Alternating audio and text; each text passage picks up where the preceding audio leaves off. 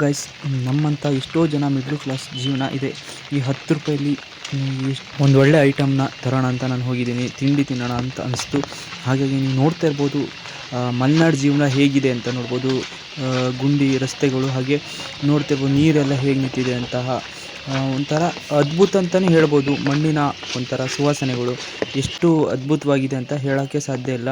ಆ ದೇವರು ನಮಗೆ ಎಲ್ಲಿ ನೆಮ್ಮದಿ ಇಟ್ಟಿದ್ದಾನಂದರೆ ಈ ಮಲೆನಾಡ ಮಡಿಲಲ್ಲಿ ನಮಗೆ ನೆಮ್ಮದಿನ ಇಟ್ಟಿರ್ತಾನೆ. ಅದೇ ನಮಗೆ ನೆಮ್ಮದಿಯ ತಾಣ.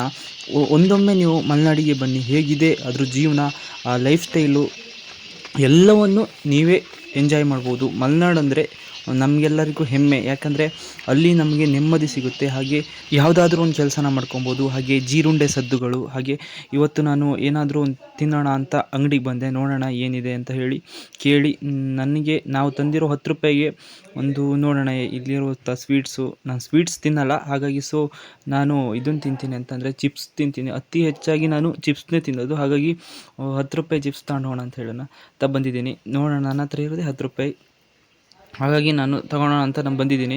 ನೀವು ನೋಡ್ತಿರ್ಬೋದು, ನಾನು ಈಗ ದುಡ್ಡು ಇಟ್ಟಿದ್ದೀನಿ. ಇದೇ ಅಂಗಡಿಗೆ ನಾನು ಮಾಮೂಲಿ ಬರೋದು.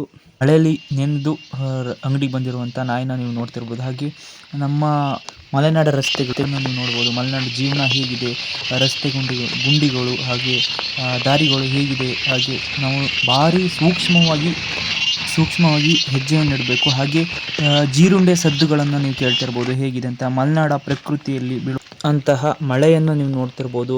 ಗಿಡ ಮರಗಳು ಹೇಗೆಲ್ಲ ಇದೆ ಅಂತ ನೋಡ್ಬೋದು. ಗುಂಡಿಗಳು ಹಾಗೆ ರಸ್ತೆಗಳನ್ನೆಲ್ಲ ನೀವು ನೋಡ್ತಿರ್ಬೋದು. ಎಷ್ಟು ಅದ್ಭುತವಾಗಿದೆ ಮಲೆನಾಡು ಜೀವನ. ಇದು ಇವತ್ತಿನ ಮಿನಿ ಬ್ಲಾಗ್ ಆಗಿತ್ತು. ಈ ವಿಡಿಯೋ ನಿಮಗೆ ಇಷ್ಟ ಆಗಿದ್ದರೆ, ಹಾಗೆ ಮಲೆನಾಡಿಗೆ ಯಾರಿಗಾದರೂ ಬರಬೇಕನ್ನೋದು ಒಂದು ಆಸೆ ಆಗಿದ್ದರೆ ನೀವು ಸಹ ಬರ್ಬೋದು. ಈ ಮಳೆಗಾಲದಲ್ಲಿ ಬಂದರೆ ತುಂಬ ಅದ್ಭುತವಾಗಿರುತ್ತೆ. ಎಲ್ಲರಿಗೂ ಧನ್ಯವಾದಗಳು.